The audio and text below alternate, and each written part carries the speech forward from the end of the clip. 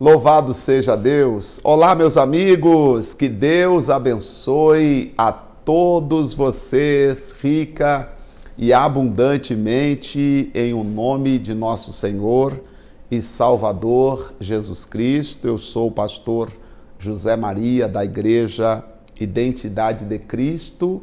Estamos voltando com mais um devocional, estudando a Bíblia com o pastor José Maria. Sou muito grato por você estar conosco. Desejo que nessa leitura possa aumentar o seu conhecimento, a sua espiritualidade e que também você possa sentir a presença de Deus aí com você.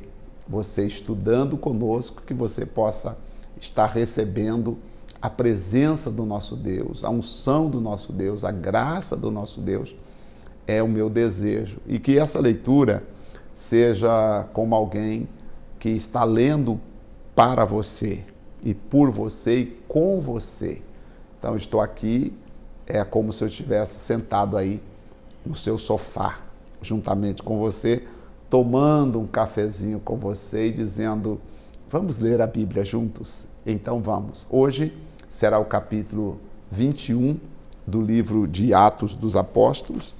Atos significa a história da igreja, ele conta a história da igreja primitiva e nós vamos acompanhar um pouco sobre a igreja primitiva. Diz assim, e aconteceu que, separando-nos deles, navegamos e fomos correndo o caminho direto e chegamos a Cós e no dia seguinte a Rhodes, de onde passamos a Patará.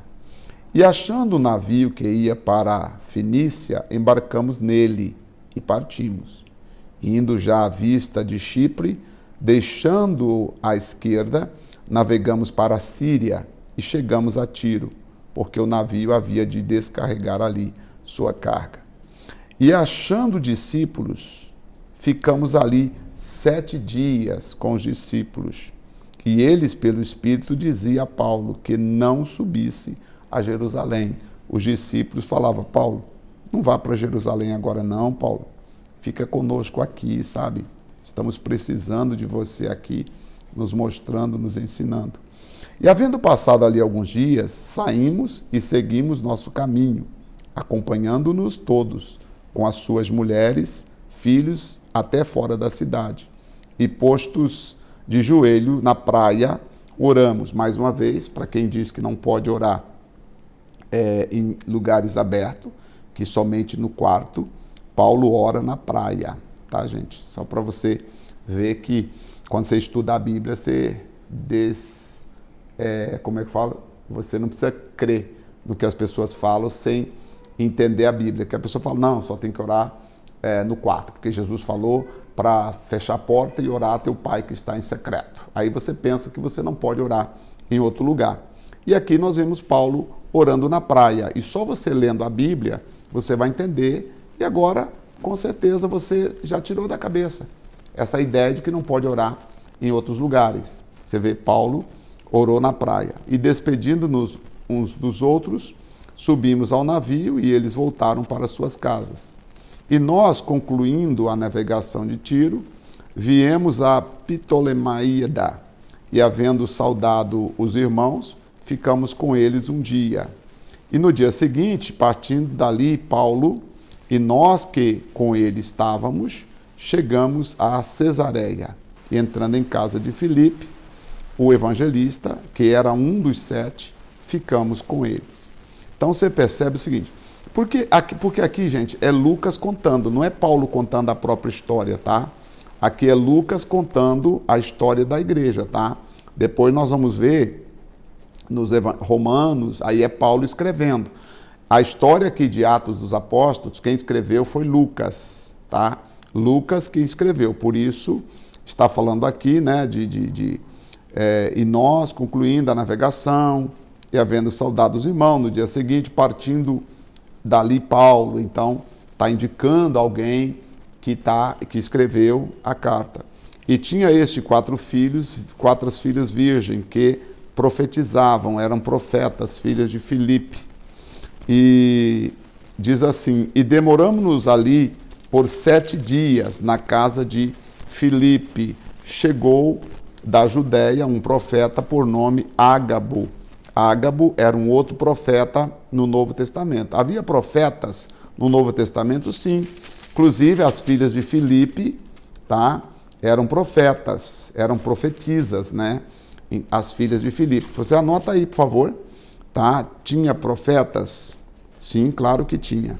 Profetas no Novo Testamento, claro.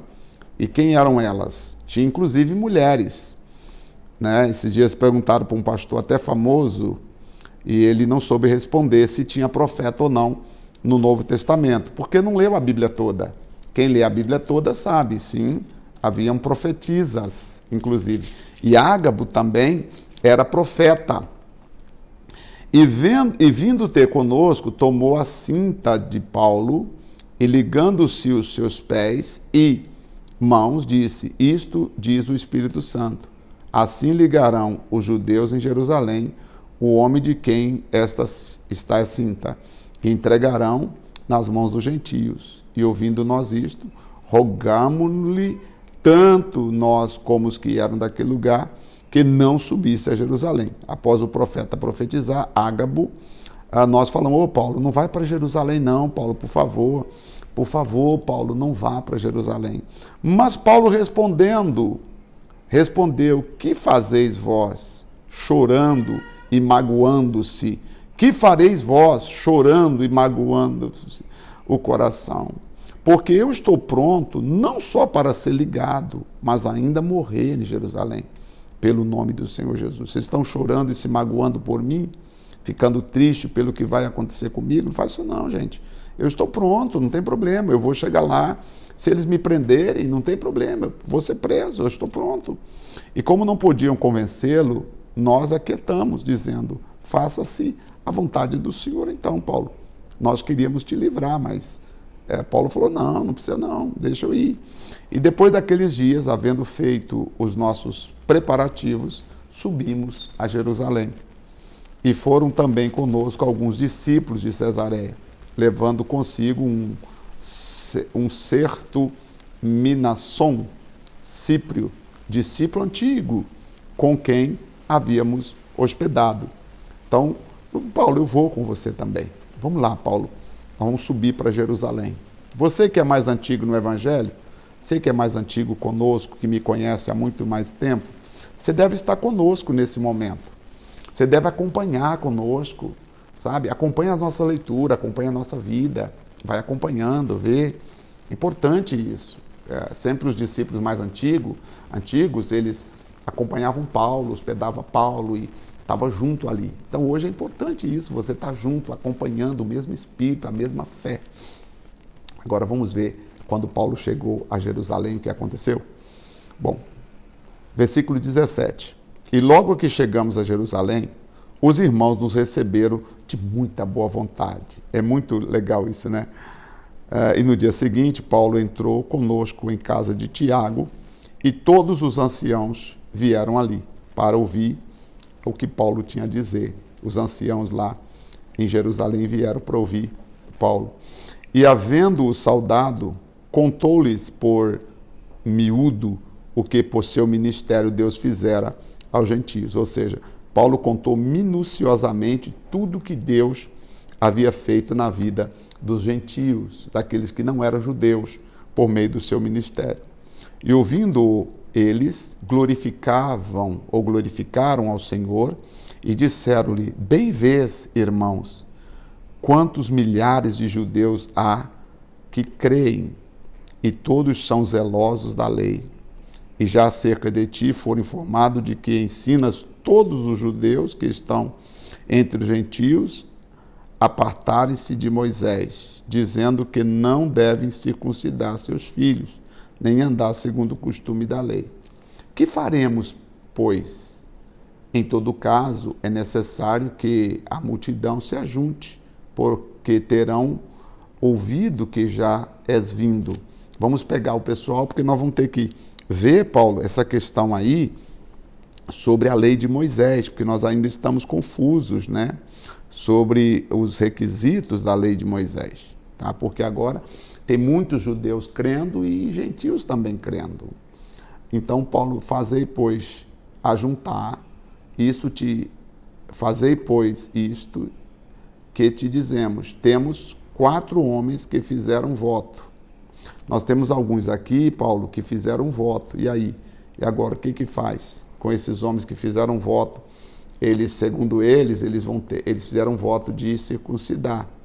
Aí Paulo diz assim a eles: olha, toma estes contigo e santifica-te com eles e faz por eles os gastos para que rapem a cabeça, e todos ficarão sabendo que nada há daquilo de que for informado acerca de ti, mas que também tu mesmo andas segundo a lei. Então eles falaram: Paulo, eles estão tentando aí, dizendo para você que você é contra a lei de Moisés. Nós temos aqui 4 rapazes que fizeram votos de circuncidar e etc e tal. Paulo, faz uma coisa. Paulo, pega esses 4 jovens e sacrifica com eles, raspa a cabeça deles e faz a santificação com eles. Aí sabe o que vai acontecer? Quando os judeus ouvirem você fazendo isso, eles vão ficar sem saber o que falar. Todavia, quanto aos que creem dos gentios, já nos havemos escrito, achando por bem que nada disso observem, mas que só se guardem do que é sacrificado aos ídolos, do sangue do sufocado. Nós já falamos isso, né, Paulo? Que o que interessa para os gentios é se guardar de que dos ídolos, não tenha ídolos, não tenha um ídolo, uma imagem de escultura, e também não coma sangue, não coma o que é sufocado, evite a fornicação, Paulo. Agora, isso aqui será interessante, Paulo, se você puder fazer. Tá? Nós temos 4 rapazes aqui que fez um voto, e se fez o voto tem que cumprir o voto. Pega esses 4 rapazes, Paulo, e faz com eles a cerimônia que a lei de Moisés exige. Então Paulo, tomando consigo aqueles homens, entrou no dia seguinte no templo, já santificado com eles, anunciando serem já cumpridos os dias da purificação, e ficou ali até oferecer por cada um deles a oferta. Olha que inteligência, né? As pessoas estavam dizendo: não, Paulo, porque Paulo é contra, Paulo não acredita na lei de Moisés, Paulo está colocando todas as pessoas contra a lei de Moisés. Aí os irmãos chegaram e falaram: Paulo, apresenta esses rapazes, que aí você vai simplesmente envergonhar os judeus que estão falando mal de você. Aí houve um alvoroço no templo, no versículo 27. E quando os 7 dias estavam quase a terminar, os judeus da Ásia, vendo-o no templo, alvoroçaram todo o povo e lançaram mão dele, clamando: homens israelitas, acudi!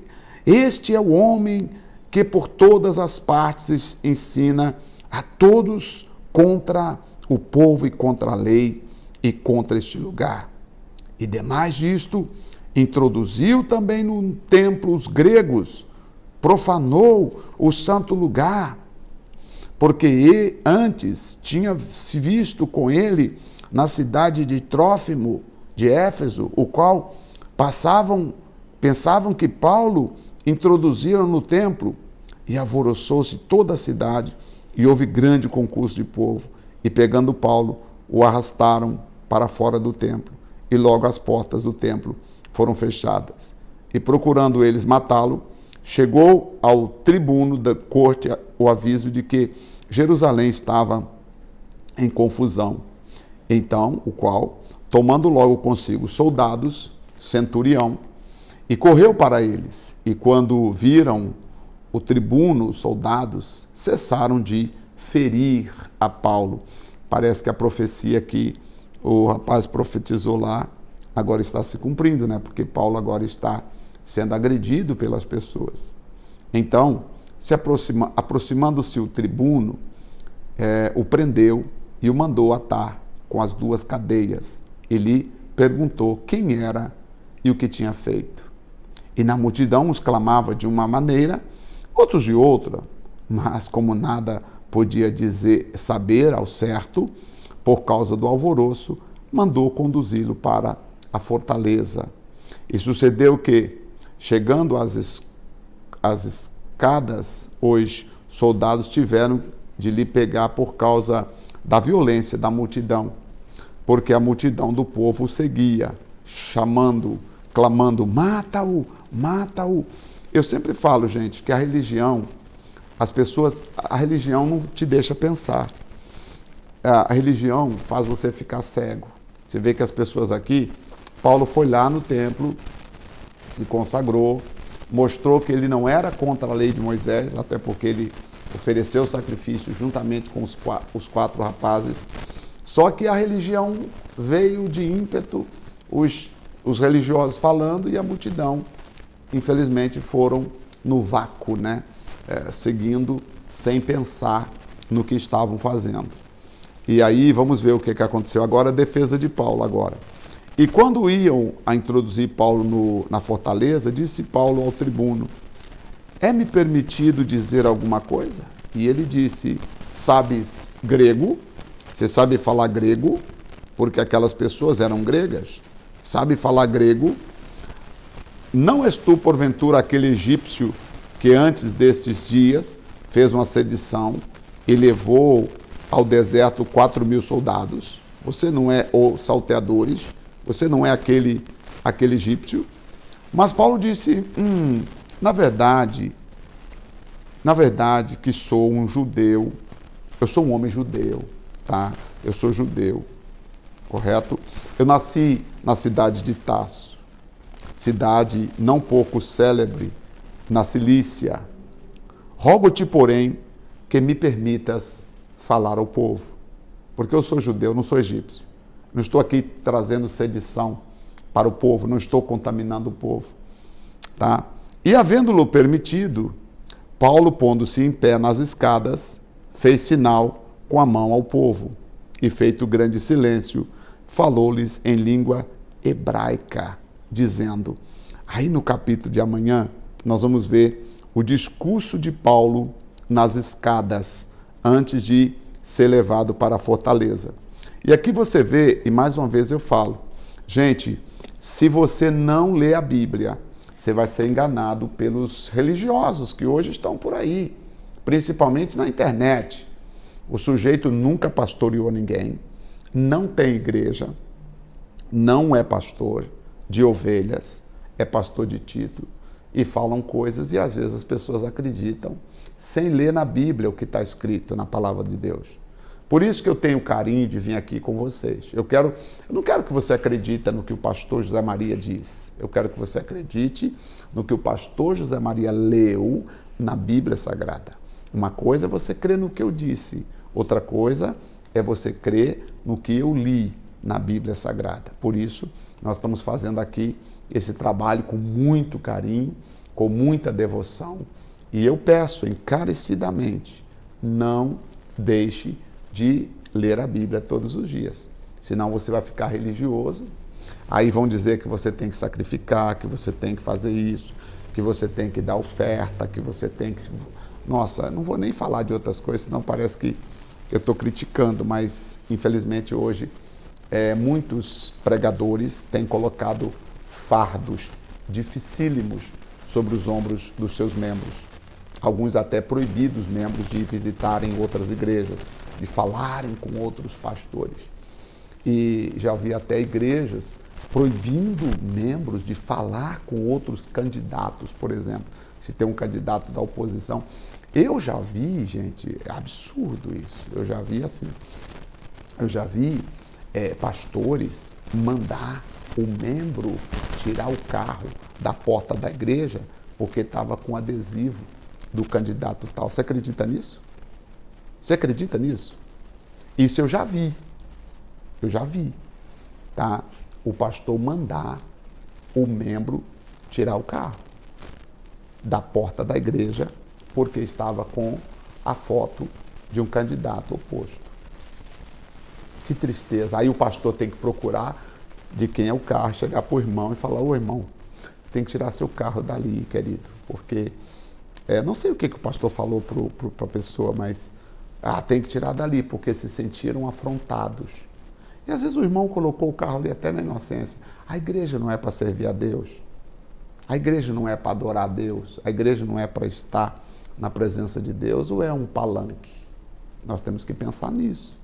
Como é que eu vou brigar com a pessoa? Como é que eu vou desfazer da pessoa? Nós temos aqui na igreja, por exemplo, vem pessoas nessa época de eleição com seus carros adesivados, e daí, deixa eles.